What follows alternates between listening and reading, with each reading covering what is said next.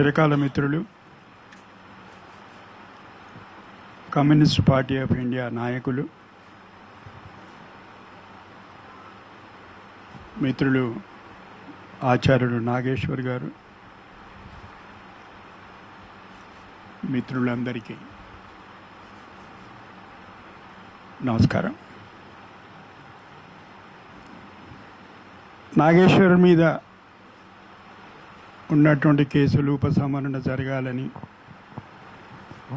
ఈ వివాదం ఇంతటితో ముగిసిపోవాలని ఇప్పుడే ఒక తీర్మానం ప్రతిపాదించిండ్రు. దాన్ని మనం అందరం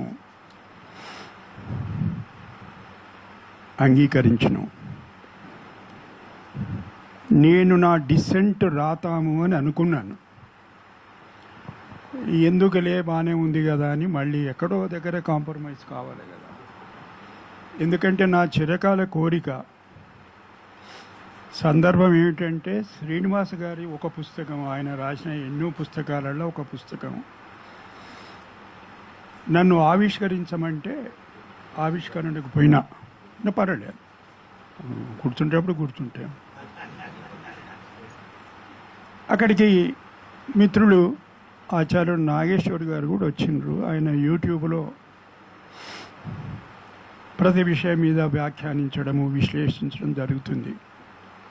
ఏమండి నాగేశ్వర్ గారు, మీరు ఎన్ని విశ్లేషణలు చేసినా ఇంకా బయటనే ఉన్నారు, మరి జైలుకు పోతలేరు ఏమిటి అని అడిగాను. అంటే ఏమో సార్, నాకు కూడా అర్థమవుతలేదు అది అన్నాడు ఆయన. ఎందుకు చెప్తున్న ఈ విషయం అంటే, ఆయన జైలుకు పోవాలనేది నా చిరకాల వాంఛ. ఇప్పుడైనా తీరుతుందేమో అని అనుకున్నాను, కానీ అది తీరేట్టు కనబడటం లేదు. ఎందుకంటే సమాజం మొత్తం, తెలంగాణ సమాజం మొత్తం ఒక తాటి మీద ఒక తిరుగుబాటు లాంటిది, ఒక ఉద్యమంలాగా. ఆయన ఎవరిని అడగలేదు నా గురించి మాట్లాడండి, తిరుగుబాటు చేయండి అని. అయితే అదొక కోరిక అట్లే మిగిలిపోయింది. నాగేశ్వర్ గారు చేసినటువంటి విశ్లేషణ సరైందా కాదా,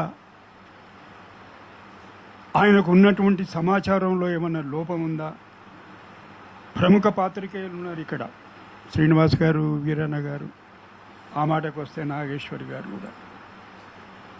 రాయిటర్ దగ్గర నుంచి మొదలు పెట్టుకొని, పీటీఐ నుంచి మొదలు పెట్టుకొని, యుఎన్ఐ నుంచి మొదలు పెట్టుకొని, New York Times, Washington Post, Guardian, లీమో, ప్రపంచంలో ఉండే ప్రతి పత్రికలో, ప్రఖ్యాతమైనటువంటి కీర్తి గడించినటువంటి పత్రికల్లో అభిజ్ఞ వర్గాలు, సోర్సెస్ రివీల్, అది పత్రికలకు, పత్రికా రచయితలకు, సంపాదకులకు ఉండేటువంటి విశేషమైనటువంటి హక్కు. అది రాజ్యాంగం హామీ ఇచ్చినటువంటి హక్కు. ఎవరు కూడా నీకెవడొచ్చి చెప్పిండయా ఈ విషయం అని అడగడానికి వీల్లేదు. నాకున్న సమాచారం ఇది, ఆ సమాచారం మీద నేను విశ్లేషణ చేస్తున్నా. పోనీ ఆ విశ్లేషణలో ఏదన్నా జుగుప్సాకరమైనటువంటి మాటలు ఉన్నాయా, ఎవరినైనా కించపరిచేటువంటి మాటలు ఉన్నాయా? ఒక రాజకీయపరమైనటువంటి విశ్లేషణ.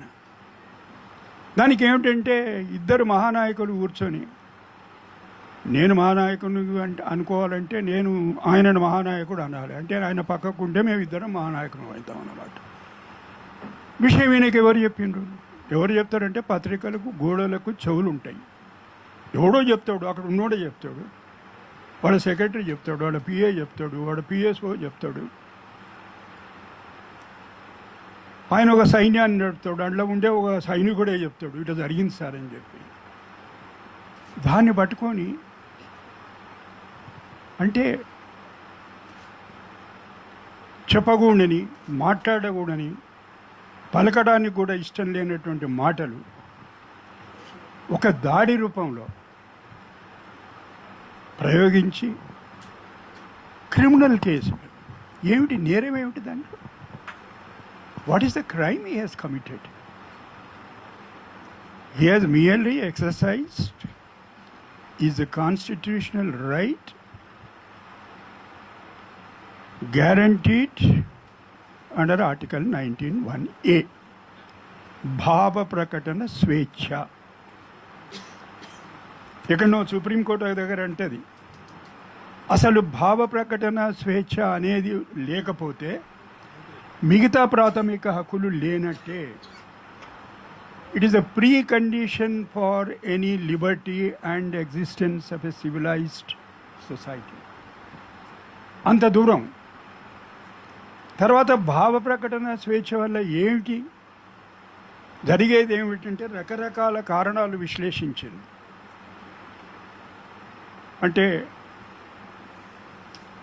ప్రపంచంలో ఉండేటువంటి మేధావులు అనుకోండి, రాజ్యాంగ నిపుణులు అనుకోండి, దాని మీద వాళ్ళు విశ్లేషిస్తూ ఏమిటి what is the rational of free expression, ఏమిటి దీంట్లో ఉండేటువంటి నిగూఢమైనటువంటి అర్థం ఏమిటి అంటే అన్నిటికన్నా ఎక్కువ ప్రజాస్వామ్యం మనుగడ చెందాలంటే చర్చలు, విశ్లేషణ, సభలు, పత్రికలు, సంపాదకీయాలు, వ్యాఖ్యానాలు ఇవి లేకపోతే ప్రజాస్వామ్యానికి అర్థమే లేదు. రెండవది చాలా విచిత్రమైన విషయం, ఇట్ ప్రమోట్స్ సోషల్ టాలరెన్స్. అదేమో ఇక్కడ వెరితలలు వేస్తుంది, ఇంటాలరెన్స్కు దారితీసి. మాట్లాడడం ఎందుకు, విశ్లేషించడం ఎందుకు, దీని వెనకాల ఉన్న అర్థం ఏమిటి అని చెప్పడం సామాన్యునికి చెప్పేసేసే ప్రయత్నం వల్ల ఏమిటంటే సోషల్ రెలవెన్స్. ఎవడు వింటున్నాడో, ఎవడు ఆ వాక్యను నమ్ముతున్నాడో వాడికి ఒక ఫీలింగ్ ఏమిటంటే, వాడికి ఒక అభిప్రాయం ఏంటంటే నేను కూడా ఈ సమాజంలో ఒక అంతర్భాగం. ఇప్పుడు కాదు, ఫ్రెంచ్ రెవల్యూషన్ జ్ఞాపకం ఉంటుంది, మీకు అందరికీ జ్ఞాపకం ఉన్నటువంటి విషయమే. ఓల్తరే అని ఒక ఫిలాసఫర్ ఒక మాట అంటాడు, I may not agree with what you say but I will defend to the death your right to say it. నీవనే ఒక్క మాటతోటి కూడా నాకు సారూప్యత లేదు, నేను ఒప్పుకోను నువ్వు చెప్పే మాటలు. కానీ నీవు అలా మాట్లాడడానికి నీకు ఉండేటువంటి హక్కు కొరకు నా జీవితాంతం పోరాడతాను. అది దీని వెనకాల ఉన్నటువంటి అర్థం. Fundamental right to speech and expression వెనకాల ఉండేటువంటి తాత్విక పునాది. సరే, ఇంత మాత్రానికే ఇంత గందరగోళమా? నాగేశ్వరుని కేంద్ర బిందువుగా చేసి ఇంత దాడి జరగాలనా? రెండవది ఏమిటి ఈ విశ్లేషణ ఉద్దేశం? నేను స్థూలంగా చెప్తున్నా, ఎవరన్నా మాట్లాడడం అంటే నాకు కూర్చొని రాసుకునేది అలవాటు ఉంది. ఏదో రాస్తూ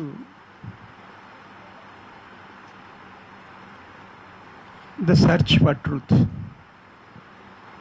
సత్యాన్వేషణ.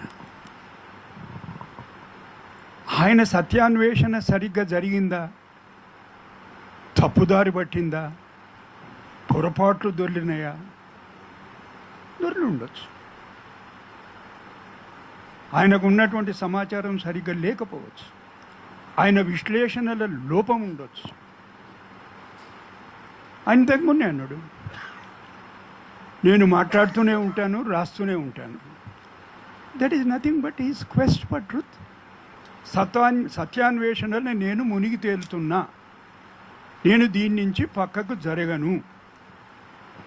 మీరు ఏమైనా చేసుకోండి అంటే మళ్ళీ అక్కడికే వస్తున్నాం. ఏమైనా చేస్తే బాగుండేది వాళ్ళని, కానీ ఏం కాదు, అది జరిగే పని కాదు. అది నాగేశ్వర్ గారు సంతోషపడుతున్నారా మరి బాధపడుతున్నారా నాకు తెలియదు, కానీ social tolerance and self restraint అనేది మీరు ఆలోచించి విశ్లేషణ చేసేప్పుడు అదే నేర్పుతుంది మీకు స్వీయ నియంత్రణ. సత్యాన్వేషణ ఒక పట్ల, స్వీయ నియంత్రణ ఇంకొక పక్క. వీటి అన్నిటితో కూడుకున్నటువంటి సమగ్రమైన హక్కు చాలామంది మాట్లాడుతూ రాజ్యాంగం ఇచ్చిన హక్కు అంటారు. రాజ్యాంగం ఇవ్వలేదండి. రాజ్యాంగమే ఆ హక్కు ఇస్తే స్వాతంత్ర పోరాటమే లేదు. కరాచీ రెజల్యూషన్ లేదు, లాహోర్ రెజల్యూషన్ లేదు, కల్కటా రెజల్యూషన్ లేదు.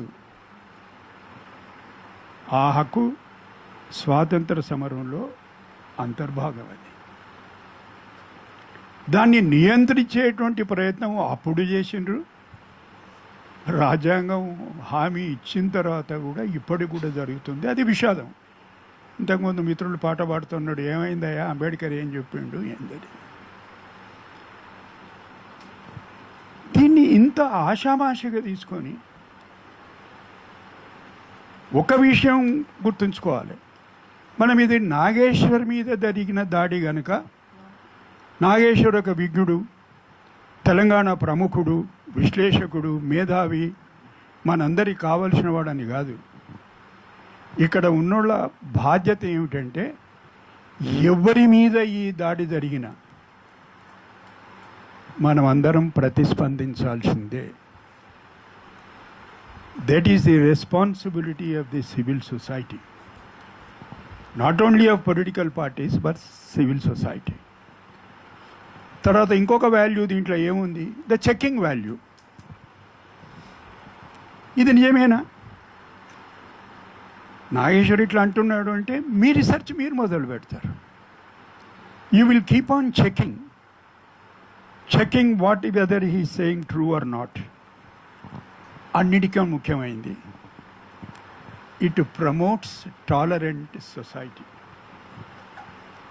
ఓపిక, సహనంతో కూడుకున్నటువంటి ఒక సమాజ నిర్మాణానికి ఉపయోగపడేటువంటి ప్రక్రియ విశ్లేషణ, రాజకీయ వ్యాఖ్యానం, సంపాదకీయం. సరే, అది ఏం విరతలలు వేస్తున్నది, వాళ్ళు ఏం చేస్తున్నారు, అది వేరే సబ్జెక్ట్. అది ఇంకెప్పుడన్నా మాట్లాడుకుందాం. అది గోధి మీడియానా, సోషల్ మీడియానా? గోధి మీడియా అంటే ఏమిటి, వాళ్ళు ఏమేం చేస్తున్నారు, ఎవరెవరి కొరకు ఏమేం చేస్తున్నారు, ఎవరిని ఎక్కిస్తున్నారు, ఎవరిని దించుతున్నారు, ఏం ప్రయత్నాలు చేస్తున్నారు అనేది వేరే విషయమే. మళ్ళీ ఎప్పుడైనా అవసరం వచ్చినప్పుడు మాట్లాడుకుందాం దాని గురించి. దాని వెనకాల ఇంత భాగవతం ఉంది. And it promotes free speech, promotes character. వ్యక్తిత్వ నిర్మాణంలో ఎంతో ప్రోత్సాహం. It builds the character of the person, not only the person who is narrating it, but the person who is following it. నేను శ్రీనివాస్ గారు ఎప్పుడు కలిసినట్టు, ఏమండి ఏం రాయటం లేదు ఈ మధ్యన, ఏదో నాకు లోటు కనబడుతుంది అంటే, ఏదో కళానికి కొంత విరామం ఇచ్చింది సార్ అన్నాడు. కళానికి విరామం ఏమిటో ఇది? సరే, ఏదో రకరకాల కారణాలు ఉంటాయి, విరామం ఇస్తే ఇచ్చిండేమో తీయను.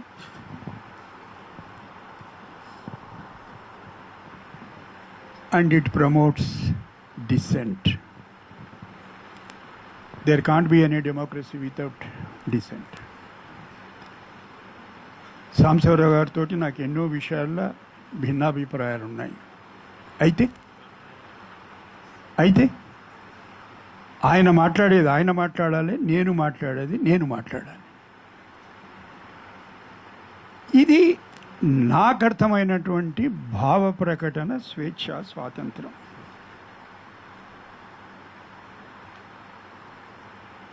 It promotes to achieve a stable community.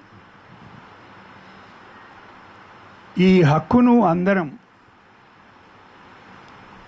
రాజ్యాంగం హామీ ఇచ్చిన మేరకు నిబంధనలకు లోబడి ఉపయోగించుకుంటే ఒక సమర్థవంతమైనటువంటి, ఒక సుస్థిరమైనటువంటి సమాజాన్ని ఏర్పాటు చేసుకోవడానికి అవకాశం ఉంటుంది. సరే, ఇక ఇది ఇంతటితో ముగిద్దాం. లేకుంటే ఏదో పెద్ద థీసిస్ అయిపోతుంది. ఇట్లా మాట్లాడుతుంటే మీరు ఇంకా ఒక్క 5 నిమిషాల తర్వాత ఇక చాలు సార్ అంటే కష్టం. అది ఎందుకు? జాగీర్ల దగ్గరికి వస్తే, జాగీర్దారు సార్ పారాసైట్స్ అన్నాడు నెహ్రూ. జాగీర్ అబాలిషన్ను, ఎస్టేట్స్ అబాలిషన్ను భూ సంస్కరణ రూపంలో ప్రథమ అమెండ్మెంట్, ఫస్ట్ అమెండ్మెంట్లో తీసుకొచ్చినప్పుడు దీస్ ఆర్ ఆల్ పారాసైట్స్ అన్నాడు. అందుకొరకు ఇది ఆయన జాగీరో, మన జాగీరో, మీ జాగీరో, నా జాగీరో, ఎవడు జాగీరో కాదు. ఇది ప్రజలది, సమాజాన్ని ఒక లేనిపోని అర్థం లేని ఒక వివాదం సృష్టించడం తప్ప మా గంగా బులాయా అంటాడు ఆయన. ఆయన ఉండేది అహ్మదాబాదులో. ఎవరో ఒక ఆయన పోయిండు, గెలిచిండు. అందులో ఒక కురువృద్ధుడు సాబర్మతి ఆశ్రమం బులాయా ముజే అని ఆయన ఢిల్లీ నుంచి గాంధీనగర్ పోతాడు. ఎవరు వద్దన్నారండి? గెలిచిండు. తెలుగు జాతి ఆత్మగౌరవ ప్రతీక. అక్కడ రెండు విషయాలు నేను చెప్పాలి. ఆ తెలుగు జాతి అనేది ఒకటి ఉన్నది, నాకు నమ్మకం లేదు, నేను నమ్మను. అది తెలుగు భాష ఉంది, తెలుగు జాతి లేదు. ఉన్నది ఒకే జాతి, ఉన్నది ఒకే పౌరసత్వం, that is of Indian citizenship. ఇది లేనిపోని ఓ రూపకల్పన చేసి ఏమైనా మాట్లాడితే ఏమన్నదంతా తెలుగు జాతి కదా. ఏంది నీ కొంప నువ్వు, నా కొంప నేను దోసుకుంటా, మనం తెలుగు జాతి అంటే ఏంటి అది? తెలుగు జాతి, తమిళ జాతి, మహారాష్ట్రన్ జాతి, కన్నడ జాతి, ఇదంతా జాతులు కావు. సంస్కృతి వారసత్వం ఉండొచ్చు, సాహిత్య వారసత్వం ఉండొచ్చు, సాంప్రదాయాలు ఉండొచ్చు. వాటి ప్రతీక ఎవరు? చనిపోయిన వాళ్ళ పేర్లు మాత్రమే తీస్తాను, బతుకున్న వాళ్ళ పేర్లు తీయను, ఎందుకంటే ప్రమాదం. అది మాట్లాడేటప్పుడు ఏం కాదు, మాట్లాడినాక ఏమైతే నాగేశ్వరుని చూసిన నేర్చుకోవాలి కదా.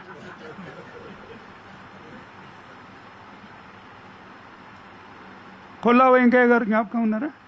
కమ్యూనిస్టులకు బాగా జ్ఞాపకం ఉండాలి.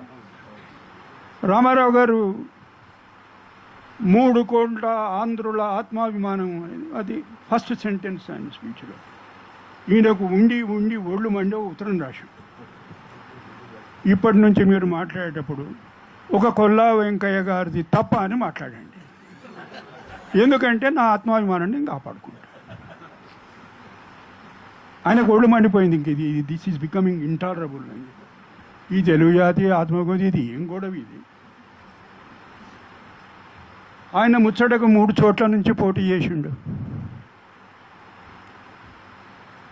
అనంతపురం నుంచి ఆయన హోమ్ కాన్స్టిట్యున్సీ, అప్పుడు గుడివాడన ఏదో కాన్స్టిట్యున్సీ, తెలంగాణలో ఉండేటువంటి కల్వకుర్తి. తెలంగాణ ఉద్యమం లేదు అప్పుడు, తెలంగాణ వాదం ఉంది.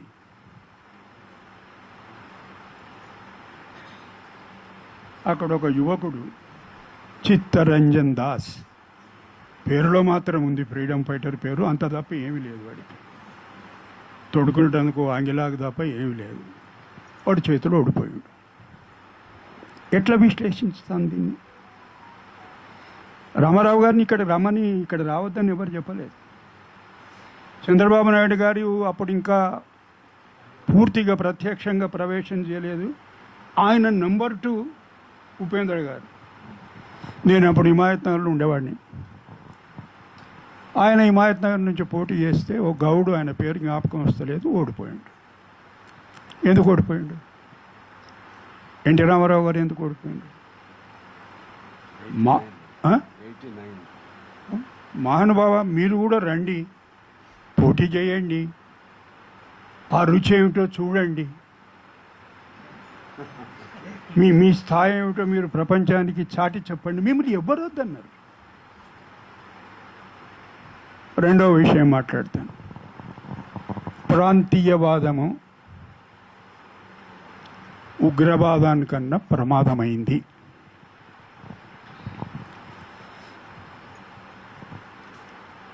Formation of Fazal Ali Commission,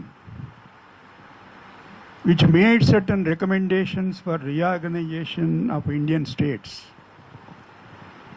on the basis of language, that is what is called linguistic states. భాషా ప్రాతిపదికన ఏర్పాటు చేయాలి అనేది అది ప్రాంతీయవాదమా? దేశ సమగ్రతకు, ఫెడరల్ వ్యవస్థను కాపాడడానికి, ప్రజల్లో సంఘీభావం పెంపొందించడానికి, ఎందుకంటే ప్రియాంబుల్లోనే ఉంటుంది, ఫస్ట్ ఆర్టికల్ నంబర్ 1లోనే ఉంటుంది, India is a union of states. ఆ యూనియన్ను బలోపేతం చేయడానికే ఏంటి అసలు ప్రాంతీయవాదం అంటే? మీకు ఏమర్థమైంది? ప్రాంతీయవాదానికి అస్తిత్వవాదానికి ఉండేటువంటి భేదం తెలియదా? If there is to be only one state, I'm only coating Ambedkar, summarising Ambedkar. Hindi రాష్ట్రాలు ఇన్నెందుకున్నాయి? నిన్నగాక మొన్న ఉత్తరాఖండ్ ఎందుకు విడిపోయింది ఉత్తరప్రదేశ్ నుంచి? ఉత్తరప్రదేశ్ను విభజించి ఒక దిక్కు మధ్యప్రదేశ్, ఒక దిక్కు రాజస్థాన్ ఎందుకయింది? పంజాబ్ను విభజించి ఒక దిక్కు హిమాచల్ ప్రదేశ్, ఒక దిక్కు పంజాబ్ ఎందుకైపోయింది? ఒక దిక్కు ఇంకో దిక్కు హర్యానా ఎందుకైపోయింది? అంటే ఒకే భాష మాట్లాడే వాళ్ళకు 2 రాష్ట్రాలు లేవా? 2 రాష్ట్రాలు అయినా సరే మాదొక జాతి అంటే దానికి నా దగ్గర అయితే సమాధానం లేదు. సమాధానం ఉన్నోళ్ళు ఎవరన్నా చెప్తే నేను సంతోషిస్తాను. ఉగ్రవాదం అంటే ఏమిటి? ఎందుకంటే పాకిస్తాన్ ప్రస్తావన వచ్చింది, పాలెస్టీనా ప్రస్తావన వచ్చింది.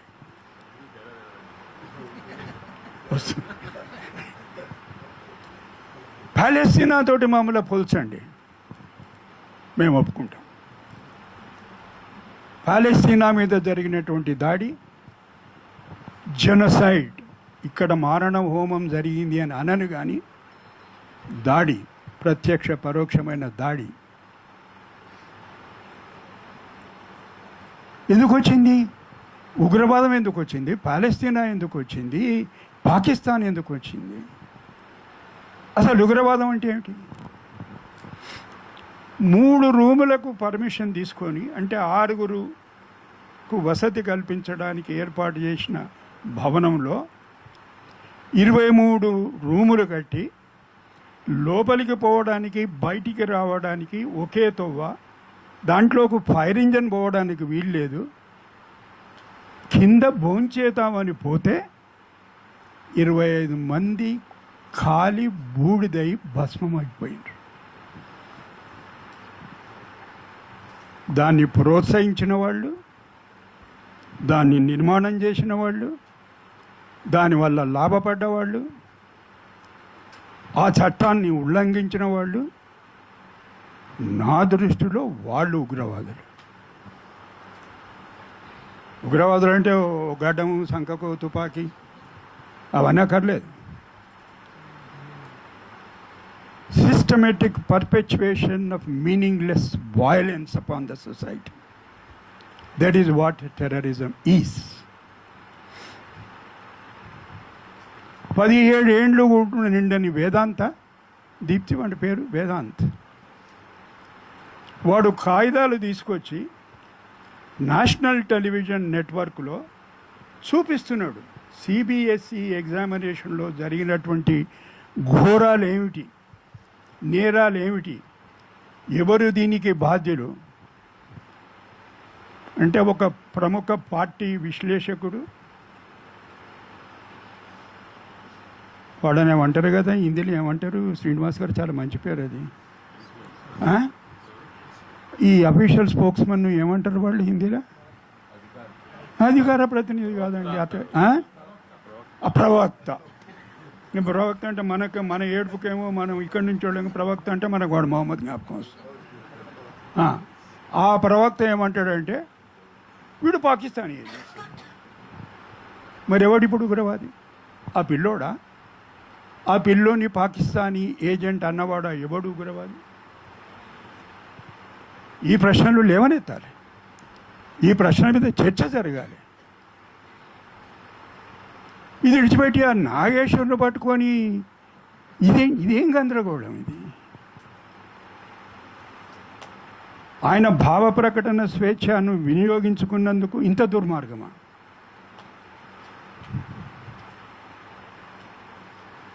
ఉగ్రవాదులు ఏమిటి?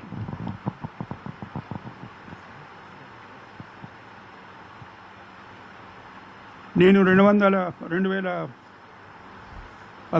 12లో ఎప్పుడో వచ్చిన సుప్రీంకోర్టు, అప్పటికి తీవ్రంగా ఉద్యమం జరుగుతున్నది. ఉద్యమంలో పాల్గొన్నా.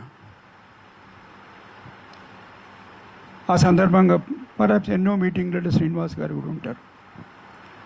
848 చెరువులు, కుంటలు, తటాకాలనండి, కుంటల కన్నా చిన్న ఏమన్నా ఉంటే సరస్సులనండి హైదరాబాదులో ఉండేటివి. మీరు ఆ బ్లూ బుక్ చూస్తే మీకు తెలుస్తుంది వివరాలన్నీ, నిజాం దగ్గర నుంచి వచ్చినటువంటి. ఇవాళ వాటిని చెరపట్టిన వాళ్ళు ఎవరు సార్? ఒకసారి లెక్క తీతామా?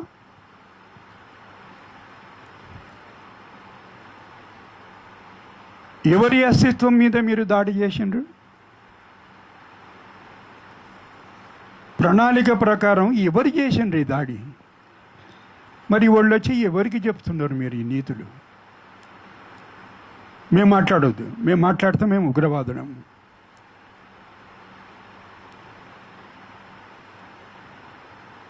మీలో పరివర్తన వచ్చిండొచ్చు. మీరు మొదలు గాంధేయవాదులు, ఆ తర్వాత మార్క్సిస్టులు, ఆ తర్వాత లోహియైట్స్, ఆ తర్వాత చెగువెరా టీషర్ట్స్, ఆ తర్వాత కాషాయం వేసుకొని సనాతన ధర్మం. మాకేం అభ్యంతరం? ప్రతి మనిషి రూపాంతరం చెందుతుంటాడు, అభిప్రాయాలు మారుతుంటాయి, మార్చుకోవాలి. అది వాడికి ఉండేటువంటి స్వేచ్ఛ. ఎవరు మేము మాట్లాడలేదే, మరి ఇచ్చి మా మీద ఎందుకు? అంటే ఆ కొన్ని గంటల సంతోషం అన్న ఇవాళ రాష్ట్రం ఏర్పాటు చేసుకున్నటువంటి దినం అని కూడా ఉండకుండా ఎందుకండి ఇది?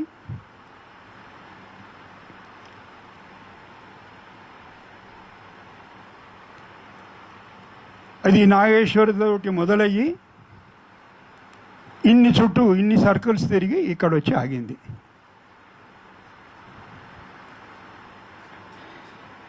ఇది మంచిది కాదు, ఆపేయాలి అనేది మంచిదే.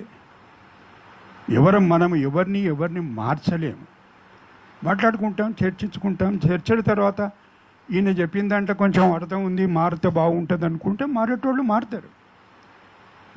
ఆ ఫస్ట్ అమెండ్మెంట్ ప్రవేశపెట్టినప్పుడు నెహ్రూ ఒక మాట అంటాడు, మీరు అందరు వినాలి జాగ్రత్తగా ఇది. ఎందుకంటే ఆయనను కూడా ప్రతిరోజు మనం వాడి బొందల నుంచి లేబట్టి 4 దాన్ని మళ్ళీ పెట్టి మళ్ళీ బాధ పెడతాం. ఎవరినో నేను అడిగినేవాడిని వాడిని, అరే వాడిని ఒకసారి ఏదన్నా రాదుండ్రా ఎన్నిదంటారు ఎందుకు ప్రతిరోజు? ఎందుకంటే మాకెట్లా సార్ అన్నట్టు, మా దుకాణం ఎట్లా నడవాలి? ఒకసారి దాన్ని వాడిని లోపల పెట్టి బొందేసేస్తే ఎట్లా? నేను రోజు లేపుతాము, రోజు దంతాము, మళ్ళీ బొందలు పెడతాము. We cannot make a fool a wise man. వాడు మూర్ఖుడు. మనం బాగేయడం మన తరం కాదు. నెహ్రూ అంటున్నాడు ఇది.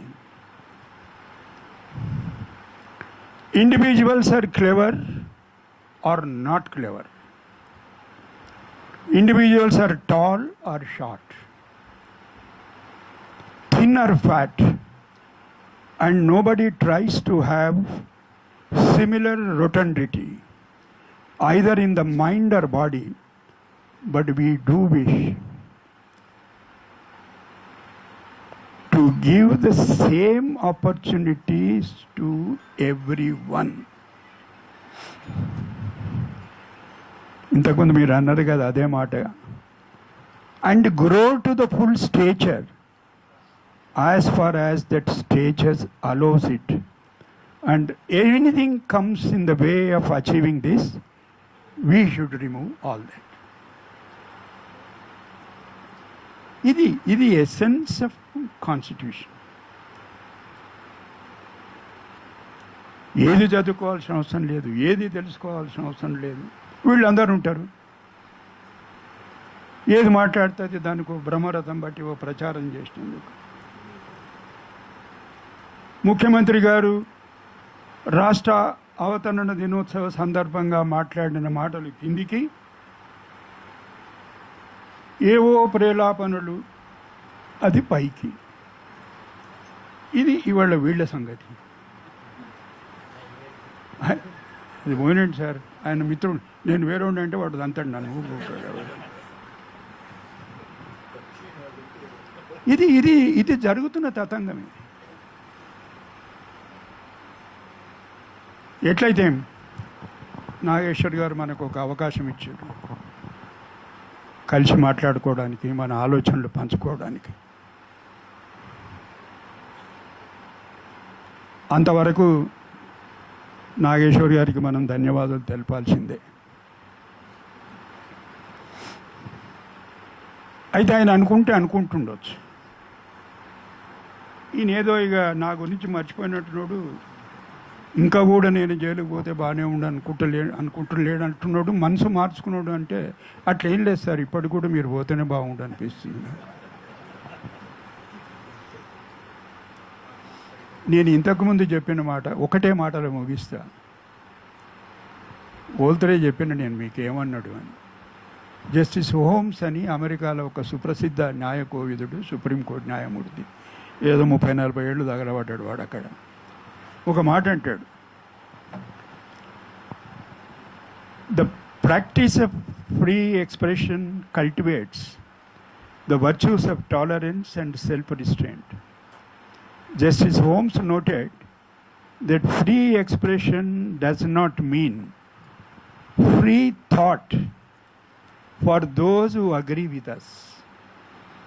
మనకు నచ్చింది కనుక బాగా మాట్లాడిండ్రా నాగేశ్వరు, మనకు నచ్చినా నచ్చకున్నా నాగేశ్వరుకు ఆ మాట మాట్లాడేటువంటి స్వేచ్ఛ ఉంది. But freedom for the thought we hate.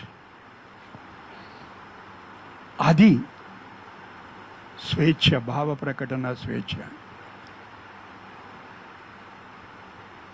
బాగా చెవులకు ఇంపుగా ఉంది అని మనం ఎంత శ్రద్ధగా వింటున్నామో,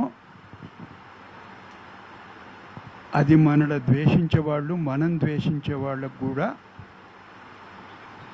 అదే హక్కు ఉంటుంది. వీడు మాట్లాడేది అసలు వినకూడదు అని నాగేశ్వర్ చెప్పిండా, నేను మాట్లాడిన విశ్లేషణ వినండి అని. మీకు ఇష్టం లేదు వినకండి, మీ స్వేచ్ఛ. కానీ భూత పురాణాలు ఏంటి? సభ్య సమాజం తలదించుకునేటట్టు స్త్రీల గురించి, పిల్లల గురించి, కుటుంబం గురించి ఏంటిది? ఎందుకంటే సమాజం ప్రతిస్పందిస్తలేదు, సమాజం మాట్లాడతలేదు.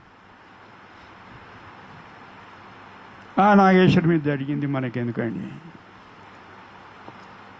అంటే, అది రేపు మీకు జరుగుతుంది, తర్వాత ఆమెకు జరుగుతుంది, తర్వాత ఈయనకు జరుగుతుంది, తర్వాత ఆయనకు జరుగుతుంది, ఆ తర్వాత నా దగ్గరికి వస్తే నేను ఇంకా మళ్ళీ చూస్తే ఎవడు లేడు నా వెనకాల మాట, నేను ఒక్కడనే ఉన్నా. అటువంటి సమాజం కాదు ఇవాళ మనం నిర్మాణం చేసేది. ఇంకా ఇవన్నీ అనవసరం. నేను ఆయనను వ్యక్తిగా గౌరవిస్తా, అవన్నీ మాట్లాడడం నాకు రాదు, నాకు చేత కాదు. ఎవడో అంటాడు ఒక ఆయన, నేను ఆయన గొప్ప నటుడు ఉంటే ఉండొచ్చు, నాకేంది? ఆయన ఏం మాట్లాడుతున్నాడు, ఏ విషయం మీద మాట్లాడుతున్నాడు, దాంట్లో అర్థం ఏమన్నా ఉందా, అర్థవంతమైన చర్చ ఏమైనా జరగగలుగుతుందా, అంతవరకే మనకు సంబంధం. ఏమన్నా కుటుంబ బాంధవ్యాలు ఉన్నాయా దీంట్లో? ఉన్నవాళ్ళకు వాళ్ళ మధ్యన ఏముందో అది కూడా తెలియదు, మనకి ఎందుకు వచ్చిన గొడవ అదంతా. థ్యాంక్ యూ సాంబశివరావు గారు, థ్యాంక్ యూ.